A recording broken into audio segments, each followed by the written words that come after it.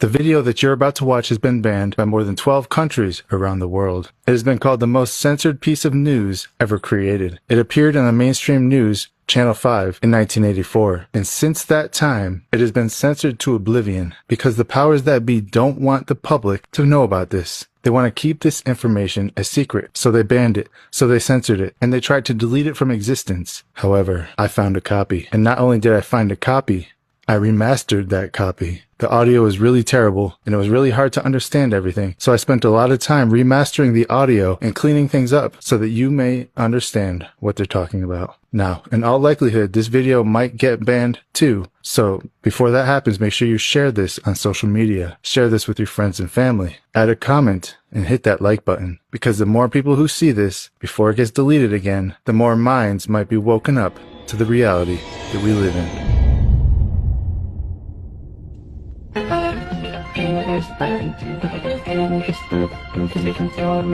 Live on Channel 5, this is the 10 o'clock news with Deborah Norville.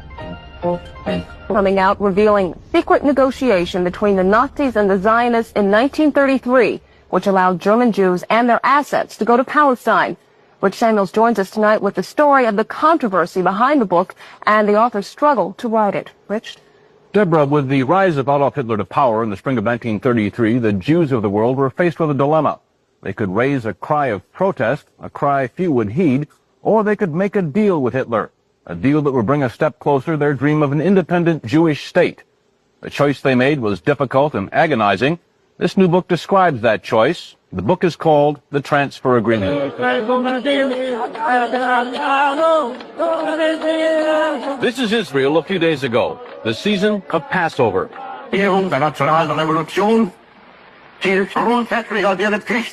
And this is Germany 51 years ago, the blossoming of Adolf Hitler's springtime. A key factor in the vitality of today's Israel, the book's author argues, was an agreement reached in 1933 between a group of Zionists and the man who would later try to kill every living Jew. The great irony is that Adolf Hitler became the chief economic sponsor of the State of Israel. It will be an argument against, and a wrong argument against Zionists. Some who lived through those times fear the response to this book. The parents of the author feared its very writing. When your son came to you and said he was going to write this book, what were your feelings about his undertaking? I told him he's not my son anymore. Why did you say that? I told him I'm going to fix you. As though he were dead? That's right. I told him I don't like it. Because as being a Jew, I didn't want something to uncover on my own people. I was buried in a grave with only 7 people.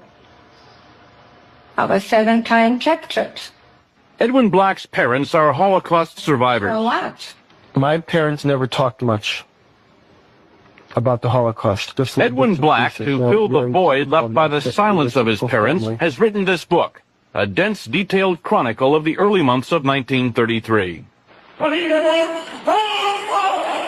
January 30th, 1933. Hitler becomes Germany's interim chancellor. The Third Reich has begun.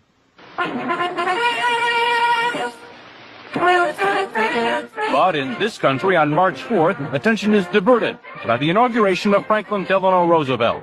More power to you, President Roosevelt. The entire country's behind you, thrilled with hope and patriotism. But ominous headlines tell what's already happening to the Jews of Germany. The protest of American Jews was heard almost immediately.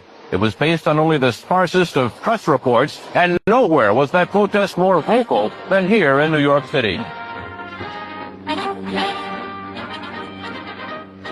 All creeds, local and national organizations, and labor parties are joining this gigantic demonstration passing through famous Washington Arch.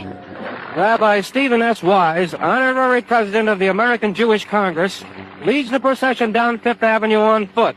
Father arranged for the first great mass meeting at Madison Square Garden plus Hitlerism. He felt that when freedom was threatened, silence condoned oppression always. Thousands who waited hours behind police lines rushed forward as the doors of Madison Square Garden are open. Jews and Gentiles join in the race for seats, and 22,000 of them get in. I was a young kid then, you see. as a teenager. And I belonged to a Zionist youth group. And we were all summoned to go to that rally.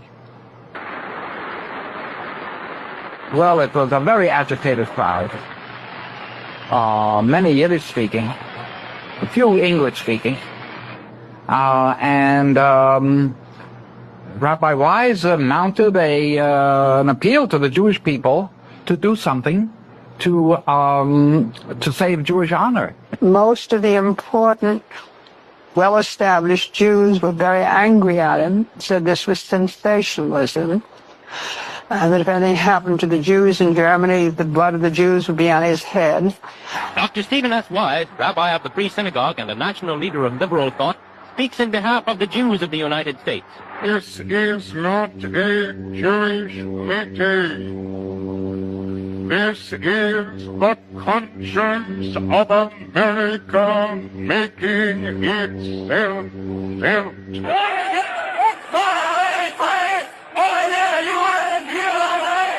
The conscience of Nazi Germany made itself felt 5 days later.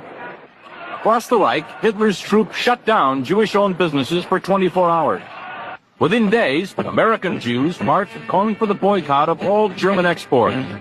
Jews throughout Europe echoed that call, so did Jews everywhere. But a group of Zionists at the same time was quietly negotiating an agreement with the Nazis to allow the immigration of German Jews and the transfer of their assets to Palestine. That deal, reported in August 1933, was the transfer agreement. Palestine, sparsely settled by Jews at the time, was radically changed as a result.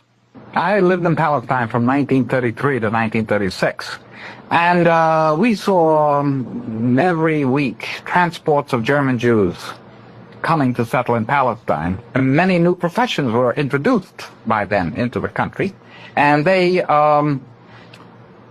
played a leading role in making Palestine then a more advanced and progressive country. Israel